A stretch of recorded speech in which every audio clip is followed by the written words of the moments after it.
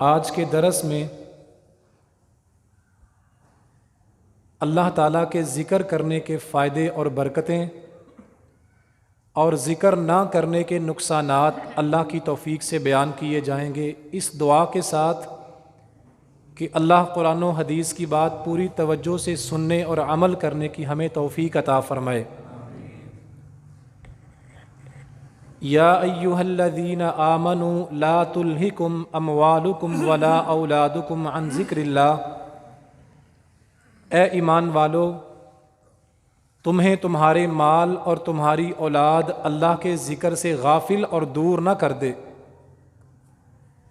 وَمَن يَفْعَلْ ذَلِكَ فَأُولَئِكَ هُمُ الْخَاسِرُونَ، اور جو ایسا کرے گا یعنی جو اللہ کے ذکر سے دور ہوگا تو یقیناً یہی لوگ بہت بڑا خسارہ اور نقصان اٹھانے والے ہیں۔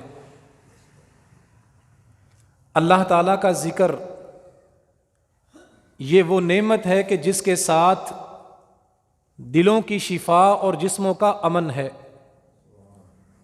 انسان کی زندگی کا اصل سکون، شفا، برکت، تندرستی اللہ کے ذکر میں ہے۔ الا بذکر اللہ تطمئن القلوب، لوگو تمہارے دلوں کے لیے شفا، تمہارے دلوں کی سلامتی اور اطمینان اللہ نے اپنے ذکر میں رکھا ہے۔ اللہ کے پیغمبر صلی اللہ علیہ وسلم کے پاس ایک صحابی تشریف لائے اور آ کے کہنے لگے، یا رسول اللہ صلی اللہ علیہ وسلم، ان شرائع الاسلام قد کثرت علی، اے اللہ کے محبوب پیغمبر، اسلام کی بڑی نیکیاں ہیں، بہت سی باتیں ہیں، مجھے کوئی ایک بات بتا دیں کہ جس پر میں ہمیشہ عمل کروں اور اللہ میری دنیا اور آخرت سنوار دے۔ آپ علیہ الصلاۃ والسلام نے صحابی کو صرف ایک بات بتائی، ایک جملہ بولا، لا یزال لسانک رطبا من ذکر اللہ، میرے صحابی سارے دین کا خلاصہ یہ ہے، ساری حدیثوں کا نچوڑ یہ ہے، ہمیشہ تیری زبان اللہ کے ذکر میں مصروف رہنی چاہیے، اللہ تجھے دنیا اور آخرت کی بھلائیاں عطا کر دے گا۔ اللہ کے ذکر کرنے والی زبان، اللہ کی ذکر میں مصروف رہنے والی زبان، جس زبان پہ اللہ کا ذکر جاری ہو جاتا ہے، اللہ اس جسم کو، اس دل کو شفائیں اور امن عطا کر دیتا ہے۔ آج ہماری زندگی میں بہت سی پریشانیاں، گھروں کے جھگڑے، گھروں کی الجھنیں اس وجہ سے بھی ہیں کہ ہم نے اللہ کے ذکر کو اپنی زندگی سے دور کر دیا ہے۔ شیطانی چیزیں تو گھروں میں موجود ہیں، الا ماشاء اللہ، وہی بندہ جس کو اللہ بچائے، ورنہ ہر گھر میں آج ٹی وی کی لعنت چل رہی ہے۔ یاد رکھیں، ہر چیز کے اثرات ہوتے ہیں، اللہ کا ذکر کرنے کے بھی اثرات ہیں اور شیطانی چیزوں کے چلنے کے بھی اثرات ہوتے ہیں۔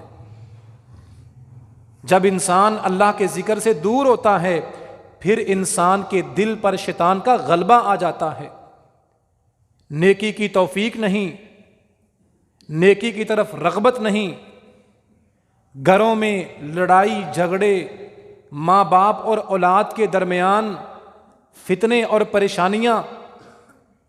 آئیے قرآن کی آیت سے ہم پوچھتے ہیں کہ ان کی وجوہات اور ان کے اسباب کیا ہیں۔ قرآن میں 25واں پارہ اللہ نے یہ بات ارشاد فرمائی ان لوگوں کے لیے جن کی زندگی میں اللہ کا ذکر نہیں ہے۔ وَمَن يَعْشِ عَن ذِكْرِ الرَّحْمَٰنِ، توجہ کے قابل آیت، جو رحمان کے ذکر کو بھول جاتا ہے، اللہ کے ذکر سے اندھا ہو جاتا ہے، اس کا نتیجہ کیا نکلتا ہے؟ نُقَيِّضْ لَهُ شَيْطَانًا فَهُوَ لَهُ قَرِينٌ، اللہ کے ذکر سے جب بندہ دور ہوتا ہے، پھر اللہ اس بندے کے ساتھ شیطان کو لگا دیتا ہے، شیطان اس کا ساتھی بن جاتا ہے۔ وَإِنَّهُمْ لَيَصُدُّونَهُمْ عَنِ السَّبِيلِ، اللہ کے ذکر سے دور ہونے کی وجہ سے ہمیشہ شیطان کے خیالات انسان کے دل اور دماغ میں رہتے ہیں اور پھر یہ شیطان بندے کو سیدھے راستے سے دور کر دیتا ہے۔ اس آیت میں مجھے اور آپ کو یہ پیغام دیا گیا ہے، جب ہم اللہ کے ذکر سے غافل ہوتے ہیں پھر شیطان انسان کا ساتھی بن جاتا ہے۔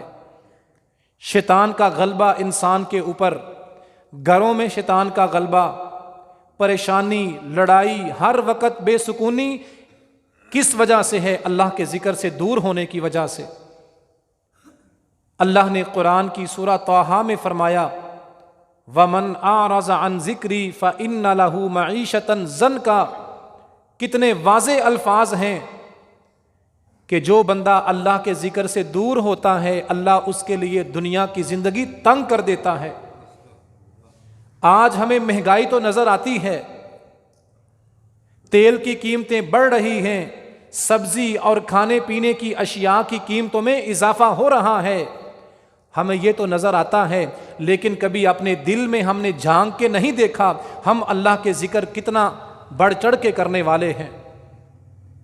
یہ نتیجہ ہے ہمارا اللہ کے ذکر سے دور ہونے کا۔ وَمَنْ أَعْرَضَ عَنْ ذِكْرِي فَإِنَّ لَهُ مَعِيشَةً ضَنْكَ۔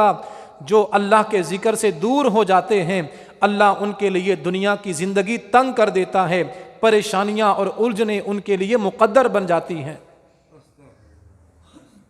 آئیے اپنی زبانوں کو اللہ کے ذکر میں مصروف کر دیں۔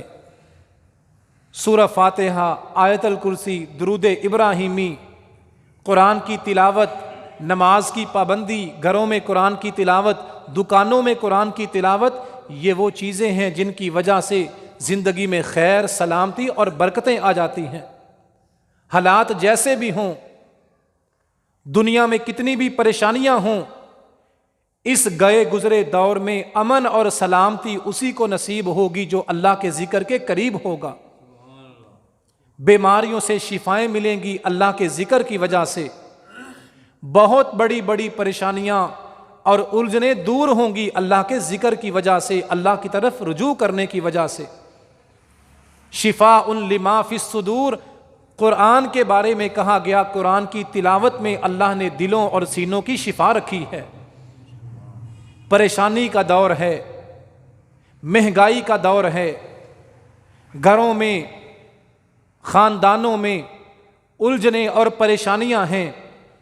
اس گئے گزرے دور میں اسی انسان کو ان پریشانیوں سے چھٹکارا ملے گا جس نے اپنے آپ کو اللہ کے ذکر میں لگا لیا۔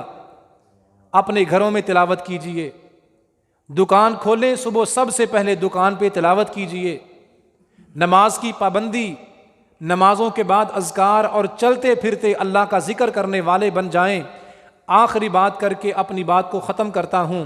اللہ کے پیغمبر علیہ الصلاۃ والسلام نے ایک ذکر بتایا، زندگی کی ساری الجھنیں اور پریشانیاں اللہ کے فضل سے دور ہوں گی جب بندہ اس ذکر کو کرنے والا بنے گا۔ وہ ذکر جس کو اللہ کے پیغمبر نے عرش کے خزانوں میں سے ایک خزانہ کہا ہے، لا حول ولا قوت الا باللہ۔ یہ ذکر چلتے پھرتے، کام کرتے، مصروفیت میں اپنی زبانوں پہ جاری کریں، اللہ کے فضل سے زندگی میں بہاریں اور امن آئے گا۔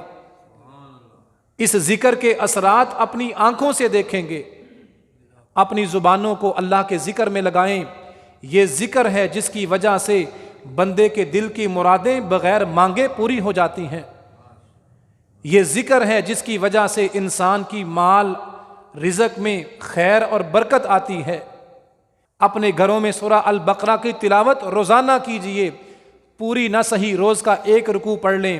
اللہ کے پیغمبر علیہ السلام نے ضمانت دی ہے، ان الشیطان ینفر من البیت الذی تقرأ فیہ سورۃ البقرہ، جس گھر کے اندر سورہ البقرہ کی تلاوت کی جائے گی شیطان کبھی اس گھر میں ٹھہر نہیں سکتا۔